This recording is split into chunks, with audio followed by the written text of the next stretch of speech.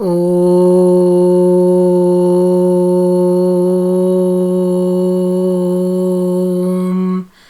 Sairam. Hara Hara Shankara, Jaya Jaya Shankara. Episode 45. Shri Mahaswami, the Sage with Eyes of Light, the Diary of a Seeker of Truth, Dr.Serge Demetrian. Dear devotees, now we shall listen to the second section, part 3 of this divine book under the subtitle Around the River Arani. Kottapetta, 15th November 1971. Renouncing the ego, the illusion of separation. I woke up at 3:15 a.m. After 3 hours and a half of preparation, including meditation and reading Vishnu Sahasranama and Lagu Yoga Vasishta, I was allowed to meet Sri Mahaswami. Through one of his assistants, he intimated that I should prostrate. This is what I had long suspected. The master needs this salute in order to teach the disciple who has to submit and renounce his ego, that is, the illusion of separation. I understood that I had to follow him, although I was not really prepared. He went to the river, but returned without taking the bath. Then for a full hour he went round a small temple dedicated to Dharmarajan. When he considered the preparation completed, he returned to the river. Someone had just brought a large vessel of water from the Ganges. One could say that this was what he had expected, as he immediately started preparing himself and entered the water. I stayed as near to him as possible, and having placed myself a little downstream, I sprinkled over me the water touched by him. I was at a proper angle to witness his Anushtana and was permitted to stay right up to the end. In the meantime, I plunged inside and reached with some difficulty the ultimate image, Chandramaulishvara with the trilobate bilva leaf. It was the sign that the meditation was accomplished. Sri Mahaswami came slowly back to the temple of Dharmarajan. He climbed a little mound and sat under a banyan tree, his left leg folded and the right one suspended. One would say he was a young Dakshinamurthy. Only the 4 disciples were missing. Instead, he had only one, myself, who was worth of all the 4, not by their sattvic qualities, but by the problems I brought to his feet. I understood that I had to leave as a headache made itself felt. I went to my dwelling place thinking that the Pradosha Kala Puja of the day would take place in that village. I was taking a short rest when I heard some noises. I came out and saw it was already too late. Sri Mahaswami had suddenly left, as he often does, to Ramagiri, a locality at some 2 kilometers on the other side of the river.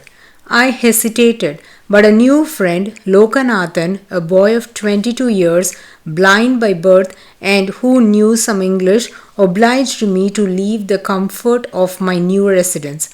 He came and asked me to lead him to Sri Mahaswami, who had sent him for this unusual mission. I packed quickly my possessions and left with the blind boy. The way was difficult. I had to pass through 3 streams with my companion along with my luggage while floundering around in the mud with my infected foot. Finally, we reached the place. The temple of Ramagiri is superbly located at the foot of a high hill, on the top of which is perched another temple consecrated to Subramanya. But the one at the base of the hill is rather sinister. A ruined structure formed by a number of catacombs carved in the rock. The first shrine is dedicated to Kala Bhairava, an archaic deity reputed to be ferocious, who prefers to feed upon human blood, until his humanization and his integration in the Sanatana Dharma that adores the Almighty in the form of Lord Shiva. His vehicle is a dog, perhaps a wolf. A dim light, the coldness, the musty smell, the missing slabs on the floor, and a young Brahmin with a loud and primitive voice all rendered the atmosphere gloomy.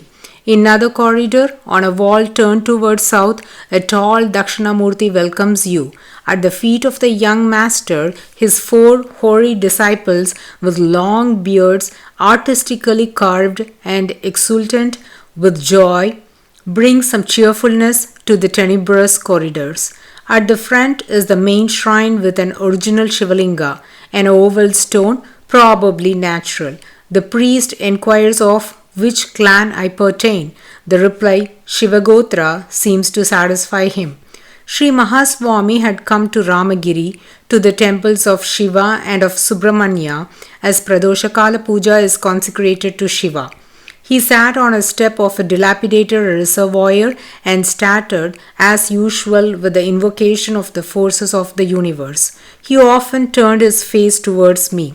The service was very powerful, and despite of my tiredness, I could meditate all the time. Sri Mahaswami passed the night in the rickshaw at Ramagiri. As to me, I had been unable to find something for my dinner.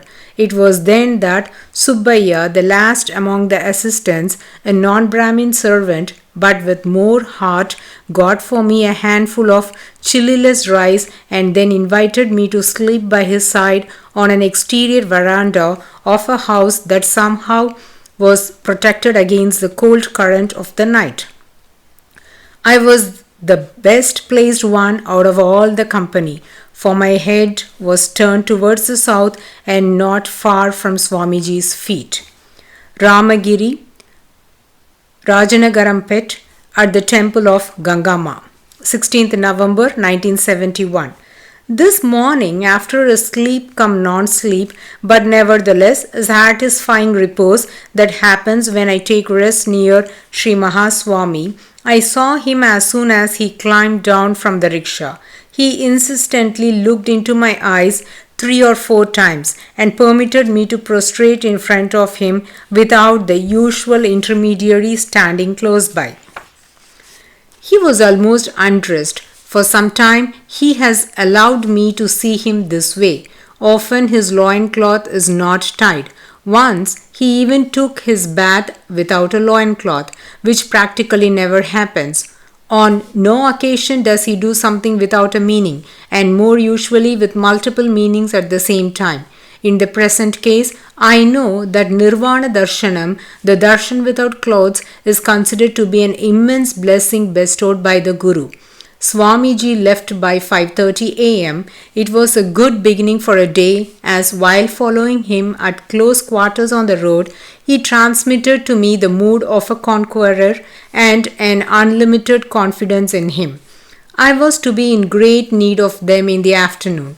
At a crossing, he headed for Rajanagarampet, while this one, after having taken leave permission and prostrated in front of him on the asphalt, took the bus for Nagalapuram, some 3 kilometers away. From there, after some shopping, I returned to Pichatur, Kalapadi, where I had stored my 2 boxes containing the books and other personal things. I reduced their content, loaded everything on my back, and started for Rajanagarampet by noon. I was overloaded, wearing uncomfortable shoes with still this infection in the foot. The sun was hot and the way was long. However, after only about 100 meters, a car caught up with me. It contained devotees from New Delhi who were looking for Sri Mahaswami. They knew me and they invited me to join them along with my entire luggage. The large Indian cars seem spacious, and the capacity of the people to squeeze up in order to accommodate someone is remarkable. Concerning close human relations, India is still an ocean of humanity, as the poet Rabindranath Tagore puts it. Sri Mahaswami was in the interior of the temple Gangama, the tutelary deity of the Ganges, and I could not see him. Kottapetta, 16th and 17th November 1971. As I could not find a place to sleep at Rajanagarampet, I had to pass a mediocre night in the hut of the water pump at Kottapetta. I had to share the 4 square meters with the grandfather of the family, 85 years, a smoking, coughing, spitting person marked by a cold arrogance hardly concealed by good manners and religious rituals. It is always so in life. Apparently, less good things should balance so called true good things. The ideal would be to live always above the good, which is transitory, and above the bad, which is also transitory. In order to help me in gaining this attitude, the Laghu Yoga Vasishta is perfect. It is exactly what I need. The book that accompanies me is an old translation in English from the beginning of the 20th century and is very hard to read. As to understand it, with the aim of putting into practice the instructions and counsels, one needs a lot of thinking and the grace of the Guru. This morning I found Sri Mahaswami at the temple of Gangama, sitting under his favorite tree, the banyan. It is a tree of Dakshinamurthy, teaching through silence, which does not prevent him from filling his 4 aged disciples with joy. Sri Mahaswami had gathered all the visitors and the onlookers in front of him, leaving the western side free. I went to that side. Standing, I started a powerful meditation as he was blessing me all the time by his fiery lightning. Curiously, the gleam gushed forth at a lateral angle from his left eye, as all the while he did not turn his head towards me, not even once. At the beginning of the meditation, when I was less receptive, an assistant abruptly and with no apparent reason interposed between us. Once the meditation was well engaged and the flow of power Swamiji sent to me was correctly received, the assistant got up in a way just as inexplicable and left. However, despite the clarity, the facility, and the force of my meditation, I had to interrupt it. For what reason, I do not know. Nevertheless, I accepted. The Master sees farther and wider than us. I left for a short walk to break the impasse. Upon my return, all the places from where I could have seen him were occupied. I understood the message and I left for good, with no regret. Some strange individuals have recently joined the group of Sri Mahaswami's followers. He rejects nobody from his presence. A woman of some 40 years with plump features falls into a trance in front of him. As soon as she sees him, she loudly shrieks, artistically twists and collapses with the face towards the soil or on the side as on a stage exactly at his feet, never hurting herself. Then she gets in a sitting position and explodes in a divine hymn, I suppose, of praise. The Tamil verses rapidly flow out with the sonority of the water that would run through a narrow neck of a large bottle, for the woman is rather podgy. Another one is a younger individual, approximately 30 years, a former army officer, I have been told. Sri Mahaswami sympathetically shows his goodwill to him and allows him to come nearer for darshan. It is then that the man becomes very calm. However, once the darshan is finished, he soon catches someone in the vicinity and starts talking nonsense. Some sort of a sadhu also newly appeared. He too is about 30 years old, short, with a thick black beard, which conceals a rather ordinary face. He wears a long orange robe and says he has come from Kashi. On his head are a row of Rudraksha beads, which are said to help purify a person. On his neck and shoulders, he wears another 20 or 30 thick rows, which would make a suitable harness for a tall working horse. Perhaps it is also a protection against the cold. I wondered if he takes them off when he sleeps or when he takes bath. As regards this last activity, it is as if he would be at odds with water. In addition, he is part of the class of the sadhus or even non-sadhus who spread a foul-smelling influence, a vapor that intoxicates like cheap alcohol. It is their way of dominating others. For want of anything better, these unclean pups of spirituality try to suffocate or to subdue others, sometimes for low ends. On the other hand, the great saints can also spread, though rarely, an influence that dominates the mind, but it is of an exquisite order. Their grace, once received by the heart, is purifying and luminous. I know now how these suspicious characters act. The danger is with the eyes. If they succeed in catching your eye for a moment, which one is not protected by the thought of the master, they stupefy the mind with a sort of sticky net of bad smell. It is a jelly that ensnares one. I was imprudent and could not avoid the glassy eyes with blackish shades of the so-called sadhu. Immediately I felt bad. However, remembering the name and the image of the master quickly cleaned me like a spray of luminous, fine-smelling vapor.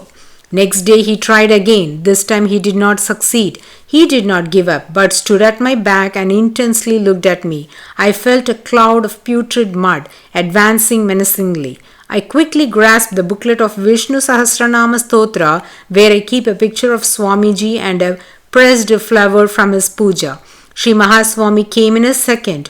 There was an immense radiant presence. He appeared directly in my heart, and from there he spread throughout the body. His name pushed the protecting current into every corner of this one.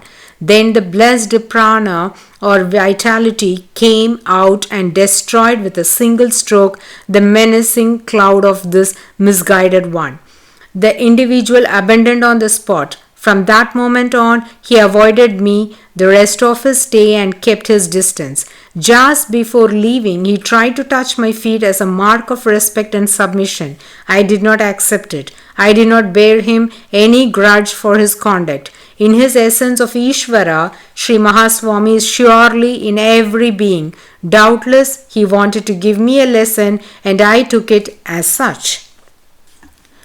Devotees, we shall continue to listen to Around the River Arani in the coming episode, bowing at the holy feet of the Gurus.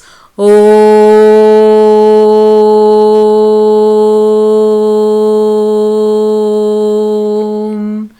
Sairam.